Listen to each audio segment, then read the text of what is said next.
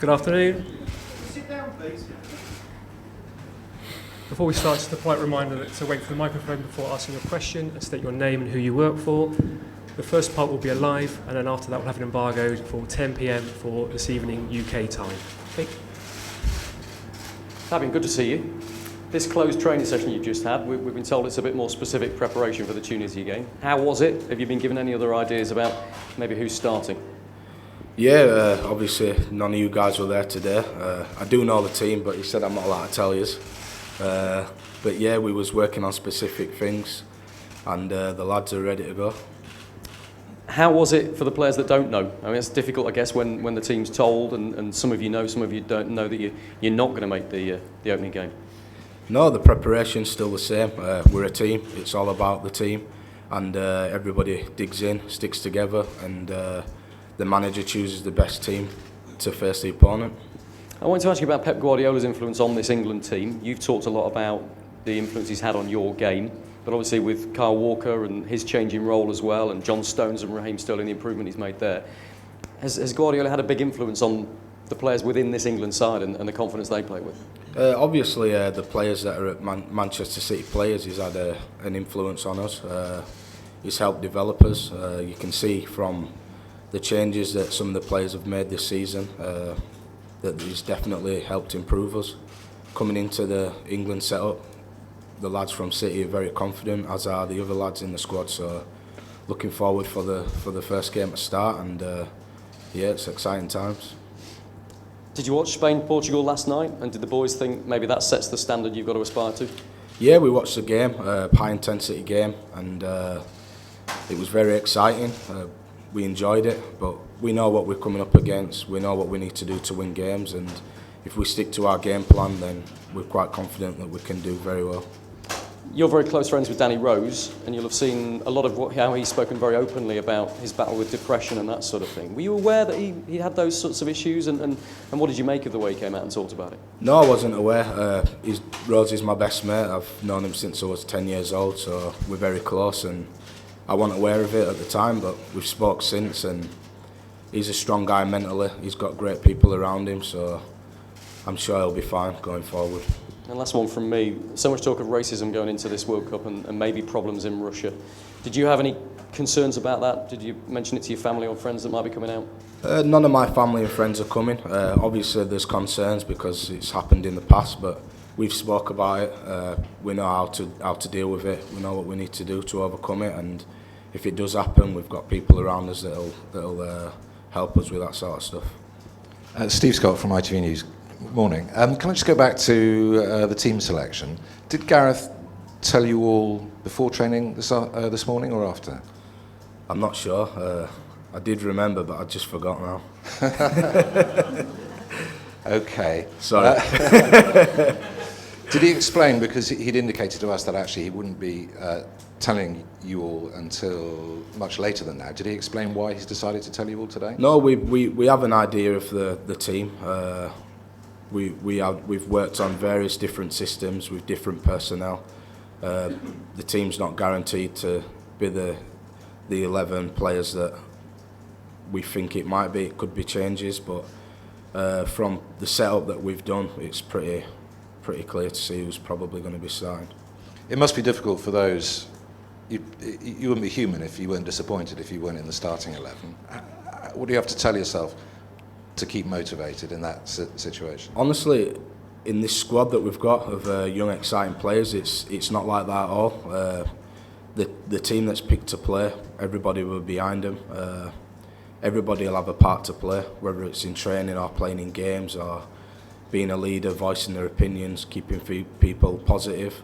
And it's just one of those things. When you're called upon, you're expected to give nothing less than 100%, and that's what everybody will be looking to do. You mentioned there how well you get on and how close you are as a squad.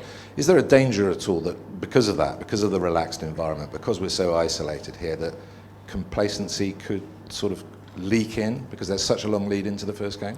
No, I don't think so.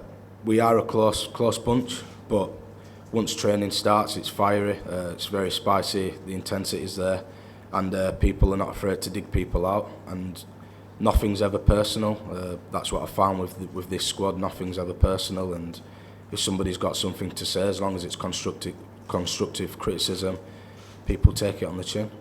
And just one more from me. Your missus is very close to giving birth, isn't she? Are you talking to her every day? Is that difficult for you being out here while that's going on at home? A little bit. Obviously, it's there, and it's very exciting. If I'm being honest, it's been a fantastic year for me on a personal level, and to be expecting our third child is absolutely amazing.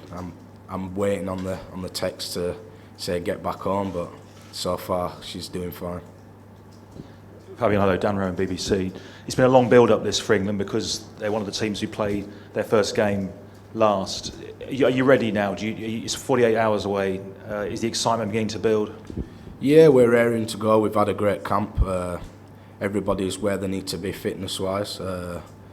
Everybody's mindset's heading in the same direction, so we're just ready to go now.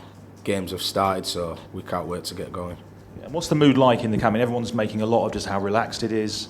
There's none of the usual dramas. You're injury-free as a squad. Do you feel a sense of calm and serenity about it, or is there also a tension there as well, given how close this match now is? No, I don't feel any tension. Like you said, it comes across really relaxed, and it actually is very relaxed. But like I said once the training starts, everybody's bang on it, and I expect the same once the games start. Other England managers in the past would have kept the starting 11 a bit of a secret until nearer the time, perhaps even the day of the match, to keep everybody on their toes. Do you think it's a good thing that there's more awareness now, and you got a very good idea, you say, of where you stand? Is that a healthy thing, or is there a danger it might leak out? Is that a problem? How do you No, I don't think it'll leak out. You just tried, but I never leaked it. I think for certain players, they probably would like to know, so they can get themselves prepared. But whether you're selected on the day of the game or the day before, I think it's all the same thing. As long as your mindset's clear, you know what you need to do, you understand the game plan and what your role is, you're pretty clear in what you need to do. The media seem to have a pretty good idea of the starting 11. You're not among those 11. How do you? Really? I'm afraid not. How do you feel about that? I mean, did you expect to be? I mean, obviously it was your first call up for quite some time, since 2015. So it would have been a big challenge to get in, maybe. So maybe just to be in the squad is a triumph for you. How or are you disappointed not to be in that? No, I don't have any disappointment ever, to be honest with you. I'm quite a positive person. I live in the present, take each day as it comes, and I'm absolutely delighted to be in this squad with this group of young players. Probably one of the oldest now, not being in the squad for quite a long time now. But yeah, I'm excited about the challenge ahead, and whenever I'm needed, I'll give nothing less than 100%. It might be on Monday, it might not be.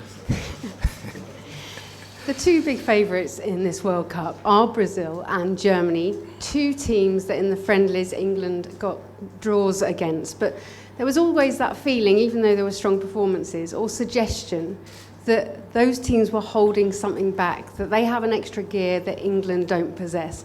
You're part of a team that have had those games where they could hold back and then put on the tempo at club level. Do England have that fifth gear that we know Germany and Brazil have? Yeah, I believe so. I mean, the Premier League's probably the best league in the world, and a lot of our players playing week in, week out.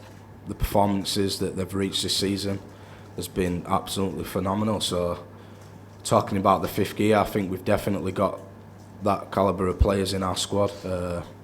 Very exciting, very fast, loads of athleticism, and durable young players, fearless. So, I think we've got that gear, yeah. More to come then, you've seen that? I've definitely seen great things in this camp, so I'm excited for the first game to start.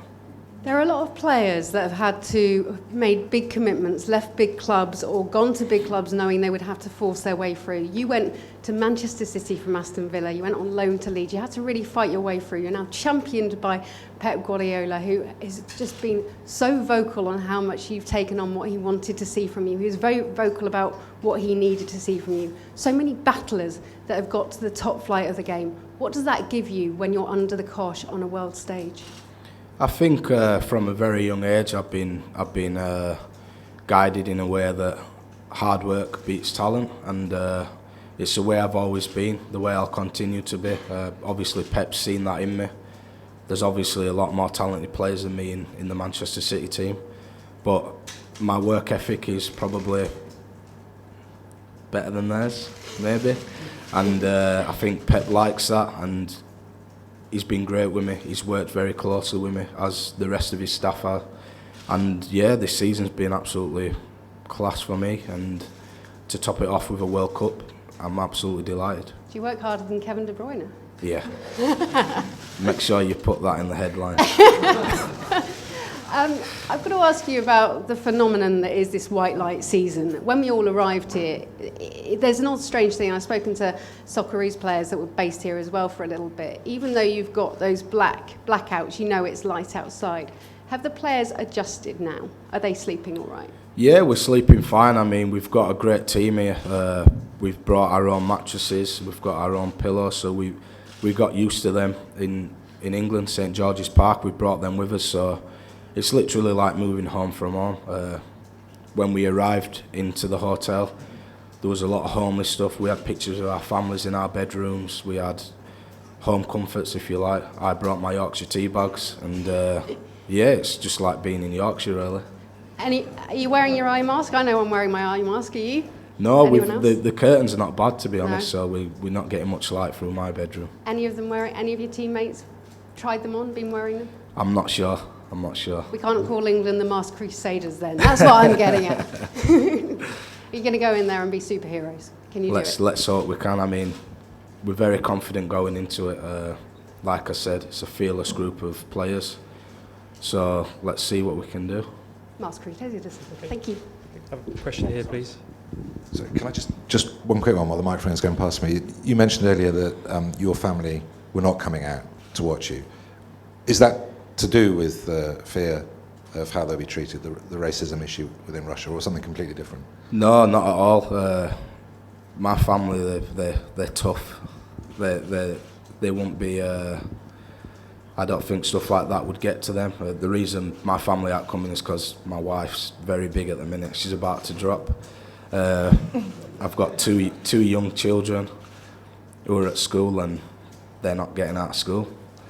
And then I've got my mother and my sisters that they've got children, so that's the only reason my family aren't coming.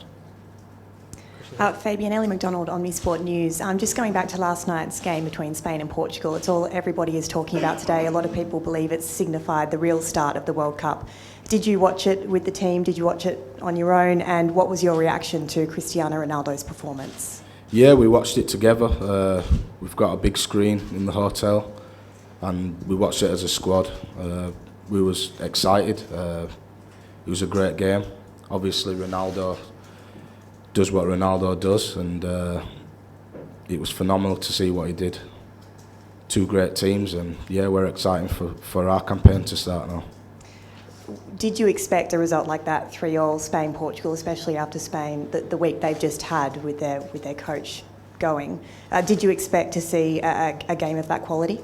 Yeah, I mean, with Spain, they've got a system in the way they play. They've done it for a long time now. Obviously, you would imagine that they'd be distracted with the fact that their manager left, but they've got experienced players in there. David Silva, who I know very well, spoke to him most days this week, and he's very comfortable. They're a great team. They've won major trophies before, so I expected them to be as good as there was. Obviously, Portugal, they've got Ronaldo as that threat, but they've got phenomenal players around him as well. So we was looking forward to an exciting game, and that's what we got. And did you have a favourite Ronaldo goal? No, to be honest, no, sorry. Yeah. Question here, please. Hello, Miguel Ángel Moreno from the Spanish USA NCF. Continuing on the match of yesterday, do you think Spain, even knowing the situation with the coach, is continue being a favourite in this World Cup? Yeah, like I said, they've got a lot of history behind them.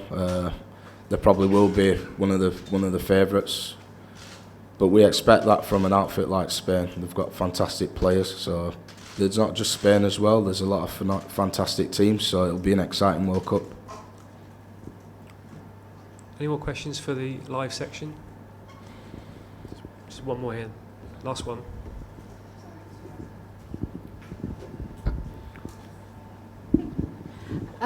You've now done your research, I imagine, and watched your videos. What's your thoughts on Tunisia? Because we have seen Russia surprise everyone with an impressive opener, and we've seen the Socceroos go hard against France. What's your impression on Tunisia? Because they are a form side. Yeah, they're a good team. They distribute the ball well. They take risks. They like to play football. We've been watching a lot of clips on them. We've still got a few more videos to watch on them. Probably not tonight, tomorrow. So we know what they're about. We've got our game plan in place, and if we execute it, I'm sure we'll be fine. What surprised you about them? They take risks. They like to play football. I want to say similar to how Manchester City play. They bring the centre backs all the way back. The full backs play wide, and they try to play out from the back. They do give the ball away sometimes, but they stick to what they know and what they're working at, and they try to play football. Thank you. Okay, that concludes the live section.